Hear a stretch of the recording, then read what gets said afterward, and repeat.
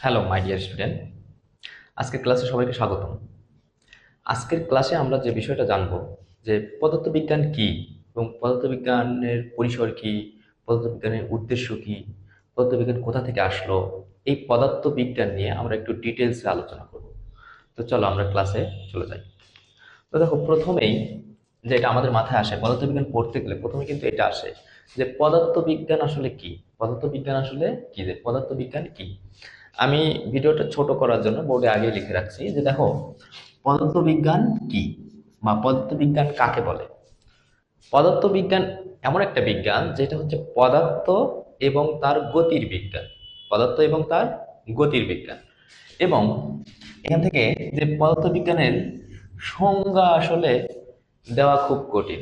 কিরকম, যে পদার্থবিজ্ঞান কিন্তু প্রতিনিয়ত পরিবর্তন হচ্ছে, পরিবর্তনশীল।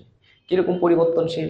দেখো, নতুন নতুন আবিষ্কার হচ্ছে, এই নতুন নতুন আবিষ্কারের জন্য নতুন নতুন থিওরি আসতেছে। পদার্থবিজ্ঞান প্রতিনিয়ত পরিবর্তন হচ্ছে। পদার্থবিজ্ঞানের এক্স্যাক্টলি সংজ্ঞা দেওয়া আসলে পসিবল না। এক্স্যাক্টলি সংজ্ঞা যদি তুমি দিতে যাও তাহলে এক্স্যাক্টলি একটা লিমিটের মধ্যে চলে আসে, কিন্তু পদার্থবিজ্ঞান তো আসলে লিমিটের মধ্যে থাকে না। দেখো তুমি, প্রতিনিয়ত আগের যুগে আমরা যেমন ছিলাম, এখনকার যুগে কিন্তু অনেক উন্নত জীবনযাপন করতেছি। ইলেকট্রনিক্সের ব্যবহার, মোবাইল ফোনের ব্যবহার, লাইটের ব্যবহার, বিদ্যুৎ না থাকলেও লাইটগুলো জ্বলে, এরকম অনেক কিছু কিন্তু আবিষ্কার হচ্ছে, আর এই সব কিছুই পদার্থবিজ্ঞানের অন্তর্ভুক্ত। তো আমরা দেখছি যে এই পদার্থবিজ্ঞানকে যদি আমরা সংজ্ঞায়িত করতে যাই, শুধুমাত্র যদি পদার্থবিজ্ঞানের একটা লিমিটেশন সংজ্ঞার মধ্যে যাই, তাহলে কিন্তু পদার্থবিজ্ঞান আসলে হচ্ছে না। পদার্থবিজ্ঞানের সংজ্ঞা আসলে বিশাল পরিসর মিলে। কিরকম, যে দেখো, মানুষ হচ্ছে সৃষ্টির সেরা জীব। আর মানুষই কিন্তু খোঁজে যে কেন উত্তর, কোনো কিছু কেন হয়, কেন ঘটে। তখনই কিন্তু নতুন নতুন একটা করে আবিষ্কার হচ্ছে। আর এই আবিষ্কারগুলো যখন পূর্বের তথ্য দিয়ে বিশ্লেষণ ব্যাখ্যা করা যায় না, তখন কিন্তু নতুন একটা থিওরি চলে আসে, নতুন একটা আবিষ্কার হয়ে যায়। এই জন্যই পদার্থবিজ্ঞানকে আমরা যদি সংজ্ঞায়িত করতে যাই, তাহলে দেখব যে আগের সংজ্ঞার সঙ্গে এখন কিন্তু মিলতেছে না। এই জন্য পদার্থবিজ্ঞানকে আসলে মূলত পদার্থবিজ্ঞানকে এক্স্যাক্টলি সংজ্ঞায়িত না করতে পারলেও পদার্থবিজ্ঞানকে বলা হয় পদার্থবিজ্ঞান হচ্ছে পদার্থ ও তার গতির বিজ্ঞান, পদার্থের ভর ও শক্তির বিজ্ঞান।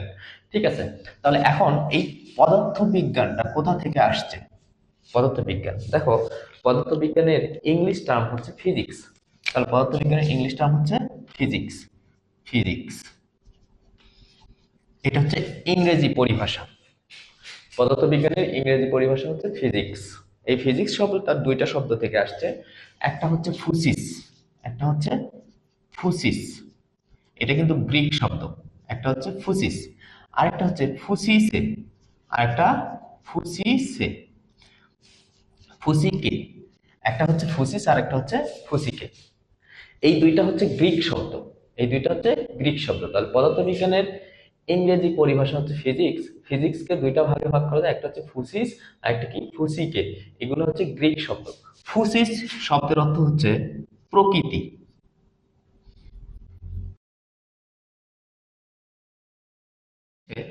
জ্ঞান।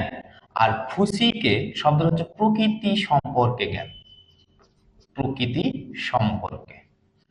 তাহলে দেখো, এখানে একটা কথা চলে আসতেছে যে ফিজিক্স আসলে কি ধরনের বিজ্ঞান। ফিজিক্স আসলে কি ধরনের বিজ্ঞান? প্রকৃতি সম্পর্কে জ্ঞান যদি হয়, তার মানে প্রকৃতির বিজ্ঞান। তাহলে ফিজিক্স হচ্ছে প্রকৃতির বিজ্ঞান। এখন তোমার মনে প্রশ্ন আছে, প্রকৃতির বিজ্ঞান কেমন হলো? প্রকৃতিতে প্রতিনিয়ত কি ঘটতেছে, কি পরিবর্তন হচ্ছে, কি হচ্ছে, এগুলো সব কিন্তু ফিজিক্সের মাধ্যমে ব্যাখ্যা করতে পারি। তো আমরা আমরা দেখতেছি যে ফিজিক্সের পরিসর আসলে বিশাল এরিয়া জুড়ে, এবং ফিজিক্সকে আমরা এক্স্যাক্টলি ডেফিনেশন করতে পারি না। ফিজিক্সের পরিসর আসলে আমাদের, দেখো আমরা যখন ঘুম থেকে উঠি, ঘুম থেকে উঠে শোয়া পর্যন্ত কিন্তু ফিজিক্স ব্যবহার করতেছি, কিন্তু আমরা কিন্তু বুঝতে পারতেছি না। আমরা কিন্তু সবই ব্যবহার করতেছি, মোবাইল ফোন ব্যবহার করতেছি, মোটরসাইকেল ব্যবহার করতেছি, বা তুমি যদি ফোন ফোন ব্যবহার করলে তারপর ফ্যান ব্যবহার করতেছো, এটাও কিন্তু সব কিন্তু ফিজিক্সের অন্তর্ভুক্ত। তো চলো এখন পদার্থবিজ্ঞানের প্রকারভেদ কি। পদার্থবিজ্ঞানের এটাকে কয় ভাগে ভাগ করা যায়? প্রধানত পদার্থবিজ্ঞানকে দুইটা ভাগে ভাগ করা যায়। একটা হচ্ছে চিরায়ত পদার্থবিজ্ঞান, বা ইংলিশে এটাকে বলা হয় ক্লাসিক্যাল ফিজিক্স। একটা হচ্ছে ক্লাসিক্যাল ফিজিক্স। ঠিক আছে, একটা হচ্ছে ক্লাসিক্যাল ফিজিক্স, আর একটা হচ্ছে আধুনিক পদার্থবিজ্ঞান, বা এটাকে বলা হচ্ছে মডার্ন ফিজিক্স। তাহলে দেখো, ফিজিক্সকে প্রধানত দুইটা ভাগে ভাগ করা যায়, একটা ক্লাসিক্যাল ফিজিক্স আর একটা কি মডার্ন ফিজিক্স। ক্লাসিক্যাল ফিজিক্সের ভিতরে যেগুলো পড়ে সেগুলো হচ্ছে বলবিজ্ঞান, শব্দবিজ্ঞান, তাপগতিবিজ্ঞান, আলোক বিজ্ঞান, বিদ্যুৎ বিজ্ঞান, চৌম্বক বিজ্ঞান। তো এই চিরায়ত পদার্থবিজ্ঞানটা প্রায় বিংশ শতাব্দীর আগেই এগুলা উৎপন্ন হয়েছে, বা এগুলা থিওরিগুলো জন্ম হয়েছে বিংশ শতাব্দীর আগে, অর্থাৎ 1900 সালের পূর্বে।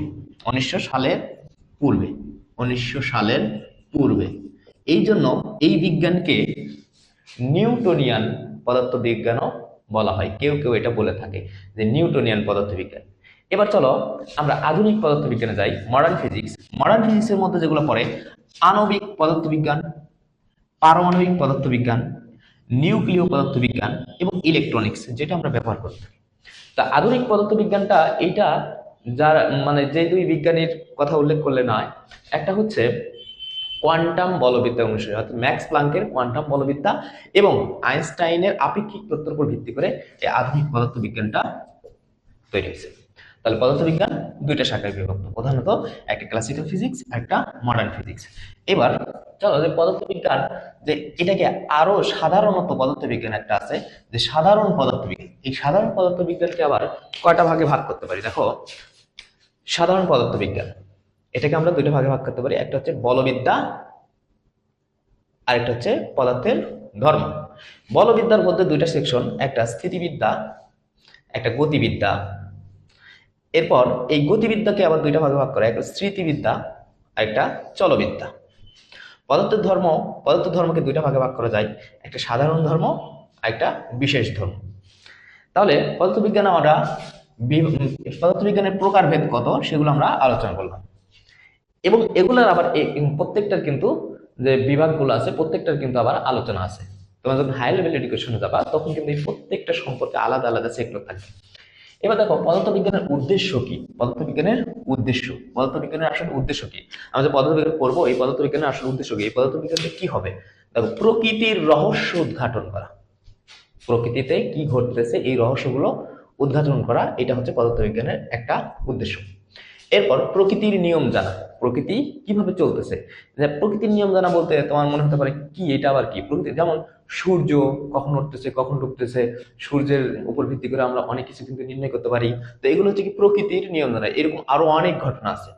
প্রকৃতির নিয়ম ব্যবহার করে প্রযুক্তির বিকাশ করা। দেখো, একটা সময় কিন্তু আমাদের কিন্তু ঘড়ি ছিল না, তখন কিন্তু সূর্যের আলো দেখে তখন কিন্তু এই ঘড়ির টাইম গুলো এগুলো কিন্তু সেটিং করা হয়েছে।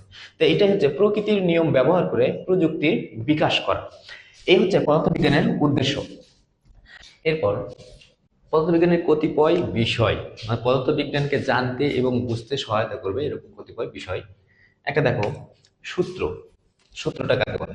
সূত্র হচ্ছে সাধারণভাবে কোনো নির্দিষ্ট শর্ত বা অবস্থায় সবসময় কি ঘটবে তার বর্ণনা হলো সূত্র। মানে ওই সূত্র থেকে তুমি আগেই জানবা যে এটা আসলে কি ধরনের ঘটনা ঘটবে। এক্সাম্পল হিসেবে আমরা দিতে পারি শক্তির নিত্যতা সূত্র। দেখো, শক্তির যে নিত্যতা সূত্রটা আছে, এটা কিন্তু আমরা জানি যে শক্তির সবসময় কি হবে, সংরক্ষণ হবে, আর দ্বিতীয়ত হবে, মাঝেও তো হবে, শেষেও তো হবে, মানে শক্তির নিত্যতা সূত্র। এরপর গ্যালিলিওর পরন্ত বস্তু সূত্র।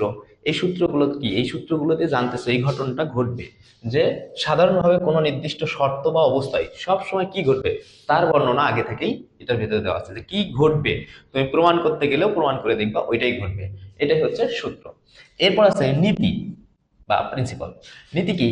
যেসব সূত্র, দেখো যেসব সূত্র বিজ্ঞান বা পদার্থবিজ্ঞানের ভিত্তি, বিজ্ঞান বা পদার্থবিজ্ঞানের ভিত্তি, এদেরকে বলা হলো প্রিন্সিপাল বা নীতি।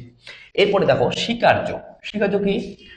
কোনো গাণিতিক মডেল বা সূত্র প্রতিষ্ঠা করার লক্ষ্যে, কোনো সূত্র তুমি প্রতিষ্ঠা করবা, এই সূত্র প্রতিষ্ঠা করার লক্ষ্যে যদি কিছু শর্ত স্বীকার করে নেওয়া হয়, তবে ওই পূর্ব শর্ত, এই যে কোনো গাণিতিক মডেল বা সূত্র তুমি প্রতিষ্ঠা করার লক্ষ্যে যদি কিছু কিছু শর্ত আগে থেকে তুমি স্বীকার করে নিয়েছো, যে ওই পূর্ব শর্ত সম্পর্কে বলা হচ্ছে স্বীকার্য। এরপর আছে তথ্য বা থিওরি। খুব ইম্পর্টেন্ট, তথ্য বা থিওরি পরীক্ষা নিরীক্ষা দ্বারা প্রমাণিত অনুকল্পকে তথ্য বলে। অনুকল্প আমরা পরে বলতেছি, অনুকল্পকে তথ্য বলে। যেমন আইনস্টাইনের আপেক্ষিক তত্ত্ব, প্লাঙ্কের কোয়ান্টাম তত্ত্ব, এই তথ্যগুলো হচ্ছে কি আগে থেকে দেওয়া, যে পরীক্ষা নিরীক্ষা দ্বারা প্রমাণিত অনুকল্পকে তথ্য বলে। অনুকল্প কি? দেখো, অনুকল্প বা হাইপোথিসিসটা কি? কোনো কিছু সম্পর্কে অনুসন্ধানের যে সিদ্ধান্ত নেওয়া হয়, তুমি একটা বিষয় নিয়ে অনুসন্ধান করবা, সেইটার যে সিদ্ধান্ত নেওয়া হয় তাকে অনুকল্প বলে। মানে তুমি একটা কোনো কিছু অনুসন্ধান করবা, তার সম্পর্কে একটা সিদ্ধান্ত নিবা, এটাই হচ্ছে কি অনুকল্প। তো আজকের ক্লাস এ পর্যন্তই। ধন্যবাদ সবাইকে, আবার দেখা হবে ইনশাল্লাহ। আসসালামু আলাইকুম।